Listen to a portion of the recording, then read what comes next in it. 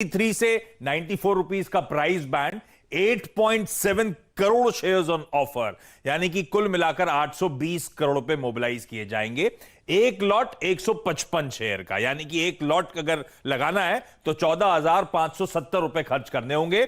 आपने anchor investors की बात करी, 244 करोड़ रुपए ऑलरेडी मोबिलाइज हो गए 94 रुपीस पे एंकर इन्वेस्टर्स की तरफ से, जिसमें एचडीएफसी लाइफ, गोल्डमैन सैक्स, एचडीएफसी म्यूचुअल फंड, आईसीआईसीआई प्रू, ये कुछ मार्की इन्वेस्टर्स हैं जो चेक इन करते हुए नजर आए। अब ये कंपनी है क्या? सरकारी सेंट्रल गवर्नमेंट की पीएससी, जो मिनिस्ट्री ऑफ रेलवेज के अंतर्गत है, और ये जो पूरा का पूरा आईपीओ आ रहा है ये ओएफएस है सरकार का।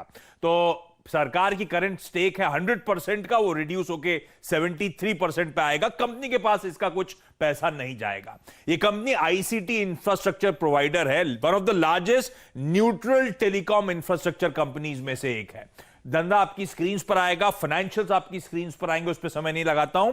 वैल्यूएशन जहां तक है, FY20 में इस कंपनी ने 4 रुपए 40 पैसे का ईपीएस क्लॉक करा था, तो अपर एंड पे करीब 21 टाइम्स पे ये स्टॉक आपको दिया जा रहा है।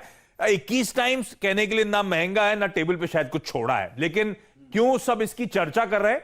ये कंपनी प्रॉफिटेबल है साल 2007 से, हर साल 2008 ऑनवर्ड इसने डिविडेंड दिया, और पिछले 3 सालों का एवरेज डिविडेंड पे आउट करीब 40% का है। डेट फ्री एंटिटी है, हाईएस्ट नेट प्रॉफिट मार्जिन है 12.5% के सारे टेलीकॉम प्लेयर्स में, और लोग बेट इसीलिए कर रहे हैं कि जो रेलवेज का, इंडियन रेलवेज का डिजिटल ट्रांसफॉर्मेशन होना है, उसमें की प्लेयर शायद रेलटेल हो सकता है। तो चलिए, ये आंकड़े आपके सामने हैं। आशीष जी ने बहुत ही शानदार तरीके से समझाया कि इसका बैकग्राउंड क्या है। 26 फरवरी के आसपास आपको रेलटेल कॉर्पोरेशन की लिस्टिंग होती हुई दिख सकती है, लेकिन क्या इसमें पैसा लगाया जाए, ये आपको बताती हुई दिखेंगी आस्था जी। आस्था जी, बताइए कैसा लगता है आपको रेलटेल? एक दो कौन सी ऐसी चीजें जो पसंद आई, और एक आध ऐसी जहां पर आपको थोड़ी सी चिंता है रेलटेल के आईपीओ में? गुड मॉर्निंग शैल जी। जब भी हम कोई आईपीओ एनालाइज करते हैं, सबसे पहले ग्रोथ बहुत जरूरी रहती है। ग्रोथ है तो बिजनेस चलेगा, बिजनेस चलेगा तो यहाँ पे प्रॉफिट्स आते रहेंगे और ईपीएस बढ़ती रहेगी। तो ग्रोथ की मैं बात करूँ, पास्ट परफॉर्मेंस की बात करती हूँ, तो ग्रोथ में सीएजीआर ग्रोथ थी पिछले 5 सालों की रेवेन्यू में 19% की, बढ़िया ग्रोथ कहलाएगी। आने वाले टाइम में क्या ग्रोथ रहेगी, तो देखा जाए तो इनके पास काफी ज्यादा यहाँ पे प्रोजेक्ट्स हैं, और पूरा जिस तरह से इंडियन गवर्नमेंट का भी पूरा ई गवर्नेंस का इनिशिएटिव चला है, तो काफी ज्यादा, चाहे से पब्लिक डिस्ट्रीब्यूशन सिस्टम का प्रोजेक्ट हो, चाहे से पावर प्रोजेक्ट हो, चाहे से क्राइम और क्रिमिनल ट्रैक रिकॉर्डिंग का प्रोजेक्ट हो, सब जगह काम आएगा, तो इनको आगे भी ग्रोथ मिलती रहेगी। तो सबसे पहला पैरामीटर ग्रोथ पे ये हम एक टिक मार्क करते हैं इसको, कि ग्रोथ इस कंपनी में आती रहेगी और प्रॉफिट्स बढ़ते रहेंगे। दूसरा पैरामीटर देखा जाए तो जिस तरह से आशीष ने भी यहाँ पे बताया, गियरिंग रेशियो, यानी कि डेट ही नहीं है कंपनी में। अगर मैं इनको पेयर्स के तरफ से कंपेयर करूं, तो वहां पेयर्स जहां पे कि डेट बर्डन से अभी घिरे हुए हैं, इस कंपनी में कोई डेट नहीं है, अट्रैक्टिव लगता है। मार्जिन्स की बात करूं तो मार्जिन्स में भी ये कंपनी एक तरह से हाईएस्ट मार्जिन्स यहाँ पे क्लॉक करती है, आशीष ने भी बताया, तो वो भी काफी स्ट्रॉन्ग पैरामीटर है। तो दूसरा पैरामीटर कि अगर इनके मुकाबले जो इनके कंपेटिटर्स हैं, उनके कंपैरिजन में इनकी शेप काफी बढ़िया है, बैलेंस शीट काफी बढ़िया पोजीशन में है, तो वो भी यहाँ पे काफी अट्रैक्टिव लगती है। तीसरा पैरामीटर सब्सक्राइबर बेस, क्या जंप आया है इसके सब्सक्राइबर बेस में, देखिए शैल जी, क्योंकि जिस तरह से कोविड के टाइम पे जो एक तरह से डिमांड बढ़ी है, तो अगर इनकी सब्सक्राइबर 1 या 1.5 लाख हुआ करते थे, एब्सोल्यूट फिगर्स में मैं नहीं जाऊंगी, अप्रैल की अगर मैं बात करूं तो 3 लाख से ऊपर के सब्सक्राइबर बेस हो चुके हैं दिसंबर तक। इतना बड़ा सब्सक्राइबर बेस है, कंपनी को यहाँ पे लगातार जो प्रॉफिट है वो मिलता रहेगा, ईपीएस बढ़ती रहेगी। तो इन सभी पैरामीटर्स पे मुझे रेलटेल काफी बढ़िया पसंद आता है। एक ही पॉइंट है, 21 टाइम्स का ये एक तरह से पी मल्टीपल दिया। चलिए, तो आस्था की कुल मिलाकर देखिए तो राय यह है कि इसको आपको सब्सक्राइब करना चाहिए। 2-3 पैरामीटर्स पर आप देखें, उन्होंने आकलन किया, बैलेंस शीट काफी स्ट्रांग, और एक पीयर कंपैरिजन भी किया। आशीष के पास चलते हैं, दूसरे आईपीओ को समझते हैं। न्यूरेका एक छोटा आईपीओ है, लेकिन इस कंपनी का कारोबार क्या है और क्या है इस आईपीओ की और बारीकियां समझते हैं। आशीष बताइए। वीरू, न्यूरेका जो है दरअसल कल सोमवार को खुला था, आज आईपीओ का डे 2 है।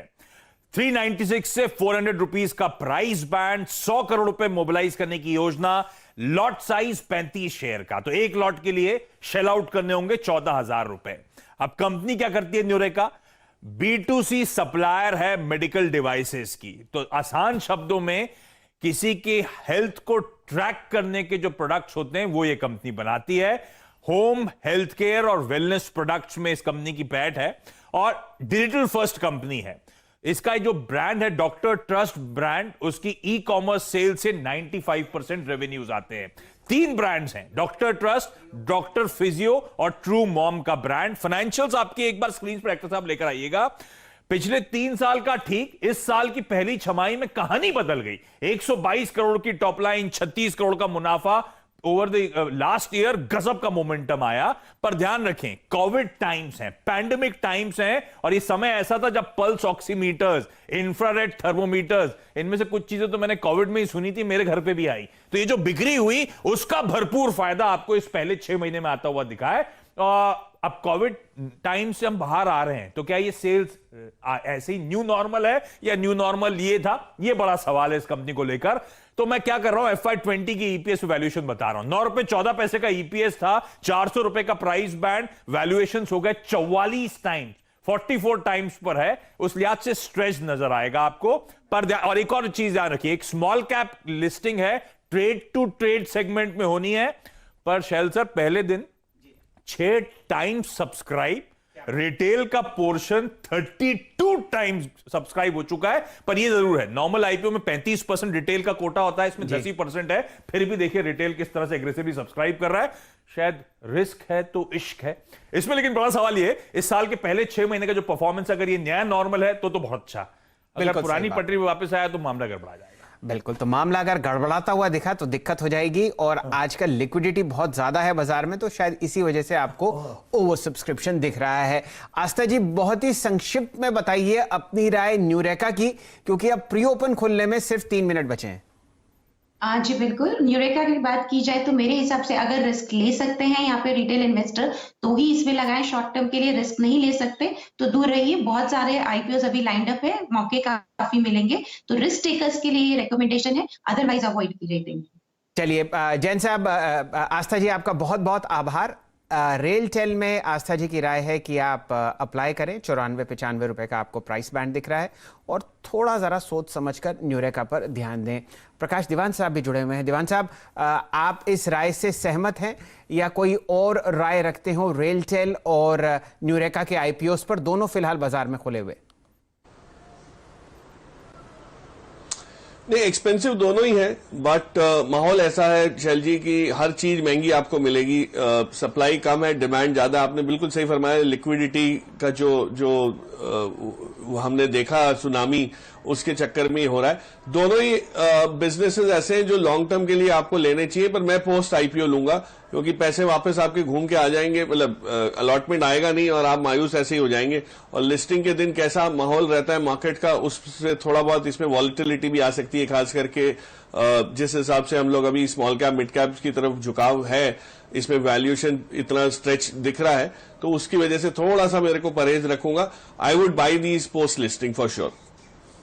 ये बहुत ही शानदार आपको राय आती हुई दिख रही है दीवान साहब की तरफ से। सोचकर समझकर निवेश कीजिए, शायद आपको प्राइसिंग और अच्छी आती हुई दिखे पोस्ट आईपीओ लिस्टिंग के बाद। जितने भी आईपीओस लिस्ट हुए हैं जहां ओवर सब्सक्रिप्शन लेवल्स ज़्यादा थे, 4 या 5 दिन के बाद उन्होंने एक स्लाइड दिखाया और उसके बाद वहां पर अच्छे लेवल्स आते हुए दिखे। 3-1 महीने में फिर रिकॉर्ड हाइज लगते हुए दिख रहे हैं। चलिए आपके सामने एशिया से जो रुझान आ रहे हैं वो सामने हैं। लगभग